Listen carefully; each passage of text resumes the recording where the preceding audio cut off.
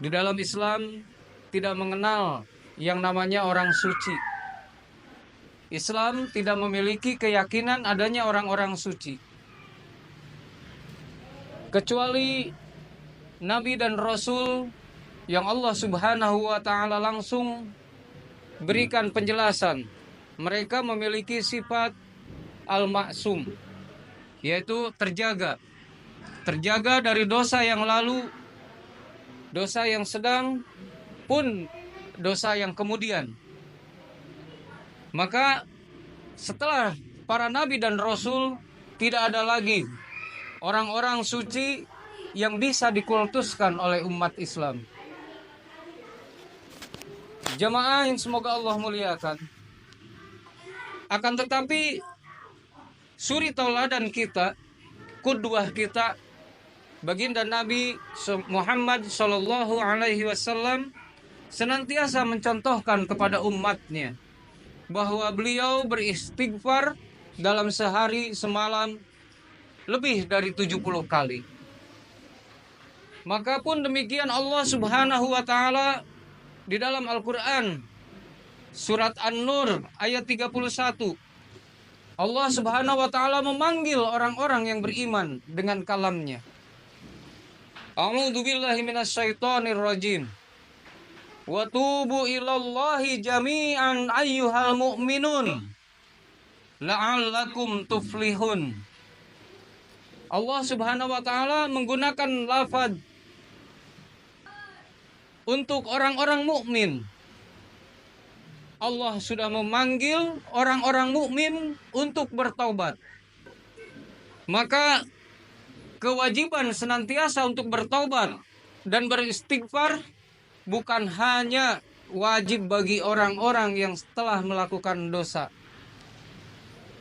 Sebagaimana dicontohkan oleh Nabi kita, beliau senantiasa beristighfar, meminta ampun kepada Allah dalam sehari semalam lebih dari 70 kali. Maka di antara kita para manusia pasti pernah melakukan dosa. Walaupun yang namanya dosa itu hina, akan tetapi seorang ulama salafus shalih pernah mengatakan, dosa yang hina bisa menjadi sebab untuk menjadi wasilah atau perantara atau jalan bagi kita untuk menuju surga. Yang lain bertanya, bagaimana mungkin dosa kok bisa menjadikan perantara dia masuk surga? Maka seorang ulama tersebut mengatakan, dari dosa itulah seorang hamba akan merenung, menangis, menyesal, kemudian bertobat, mendekati kepada Allah, meminta ampun, sehingga hatinya dilunakkan, dia senantiasa menyesali dan bersedih atas perbuatannya. Maka dari sebab inilah Allah Subhanahu wa Ta'ala mengantarkannya ke surga melalui dosa yang manusia lakukan. Maka tatkala kita manusia yang tidak mungkin lepas dari dosa perdosaan, setelah kita melakukannya, maka hendaklah kita bertobat kepada Allah Subhanahu wa Ta'ala. Maka para ulama menyebutkan ada beberapa syarat taubat kepada kita semua. Di antaranya adalah syarat taubat yang pertama, kita menyesali perbuatan dosa yang kita lakukan. Tidak ada dosa atau tidak ada taubat tanpa ada rasa penyesalan. Maka jalan yang pertama adalah kita menyesali perbuatan yang kita lakukan tersebut. Yang kedua, kita berhenti melakukannya seketika itu juga. Yang ketiga, kita tidak mengulangi perbuatan dari dosa tersebut. Kemudian yang keempat adalah kita menunaikan hak-hak orang yang terzolimi jika kita melakukan dosanya kepada manusia. Misalnya kita sudah mencuri harta dari orang lain, kita sudah menipu, kita sudah mengkorupsi, maka taubat adabnya diantaranya adalah mengembalikan hak kepada mereka. Jika ada nilai uang ataupun barang yang dicuri, maka hendaknya kita kembalikan. Jika kita tidak mampu mengembalikannya, maka kita datangi orang yang kita zalimi tersebut dan kita meminta untuk dihalalkannya kelak di yaumil akhir. Karena dosa perdosaan kepada manusia ini sangat tidak mudah diselesaikan. Allah Ar-Rahman, Allah Ar-Rahim, Allah Maha Penyayang dan Pengasih.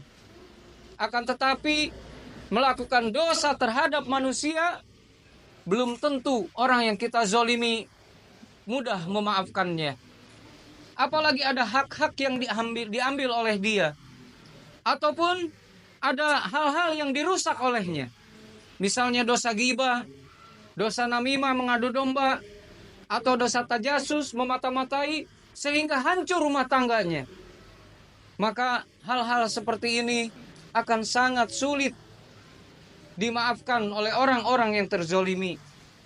Oleh karena itulah sesama kita lebih layak untuk menjaga hubungan. Dan pun seandainya kita telah merasa melakukan sebuah dosa dan kezoliman, maka segera tunaikan haknya. Tidak perlu rasa malu, tidak perlu rasa egois, tidak perlu segan. Kita akan mengingat akan datang suatu hari di yaumil akhir. Nama kita akan dipanggil, diberdirikan di hadapan Allah Subhanahu wa ta'ala, dan didatangkan orang-orang yang kita zalimi, sehingga di sanalah akan terjadi perhitungan. Tatkala sepatu yang diruksakan pada masa di dunia, maka akan diminta digantikan olehnya oleh Allah Subhanahu wa ta'ala.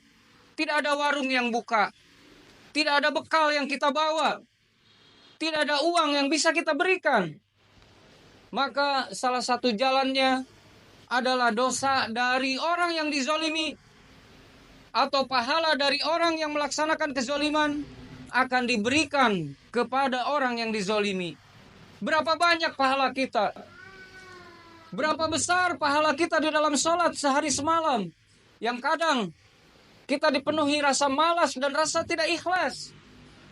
Berapa banyak amalan sunnah dari kita yang bisa kita laksanakan, sehingga kita merasa sanggup untuk mengganti kezoliman orang lain kelak di yaumil akhir. Maka satu-satunya jalan, selesaikanlah di dunia. Pun demikian, jika ada orang tua kita yang wafat, diketahui dia telah terjadi perselisihan dengan tetangga, maka selaku anak wajib segera menyelesaikannya. Apakah itu terkait dengan hutang pihutang, ataupun rasa sakit di antara mereka ada yang dizolimi. Kita minta maafkan untuk ayah kita, untuk keluarga kita, dan mudah-mudahan orang yang dizolimi bisa mengikhlaskannya, sehingga orang yang telah pergi berlalu di antara kita, dia kelak bisa tenang di alam sana. Kemudian selanjutnya adalah memperbanyak amalan sunnah, ataupun memperbanyak sedekah.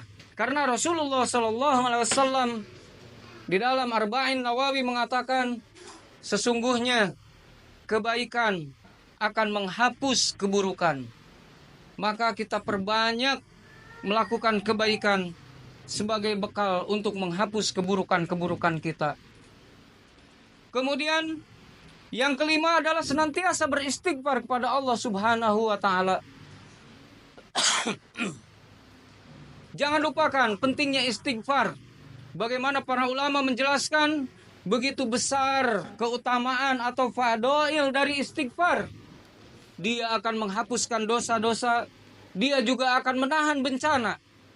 Berapa banyak bencana di atas yang akan turun ke muka bumi ini tertahan lantaran adanya orang-orang yang senantiasa beristighfar kepada Allah Subhanahu wa ta'ala.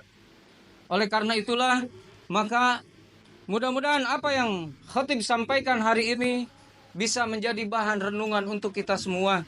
Betapa pentingnya kita menjaga hubungan baik di antara sesama kita, terlebih dengan tetangga kita. Bahkan Rasulullah SAW mengatakan, kezoliman itu memiliki banyak sekali cabang. Andaikan rumah kita berhadapan, ada talang air yang jatuh ke halaman rumah orang lain, dan orang lain tidak ridho, sehingga menyebabkan dia sulit atau susah kebanjiran, maka ini pun menjadi sebuah kezoliman. Mudah-mudahan kita semua dijadikan oleh Allah Subhanahu wa Ta'ala orang-orang yang tatkala kita berangkat ke alam barzah tidak menyisakan kezoliman kepada saudara kita, sesama kita, keluarga kita, ataupun keluarga tetangga kita. Barakallahu li wa lakum.